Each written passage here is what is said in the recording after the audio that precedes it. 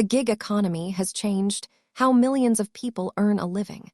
Let us break down exactly what this term means for your finances. At its core, the gig economy is defined by short-term contracts or freelance work rather than permanent full-time employment. Roughly one-third of the American workforce participates in some form of independent contracting, making it a major pillar of the modern economy. Gig workers are usually classified as independent contractors. This means you have freedom, but you also lose standard employer benefits like health insurance.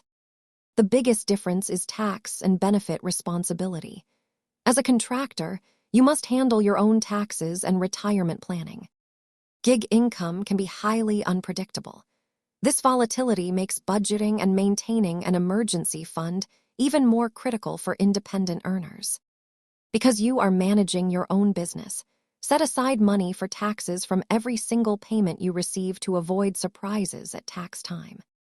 Understanding the gig economy helps you manage your cash flow better. Thanks for watching, and remember to keep learning about your personal finances.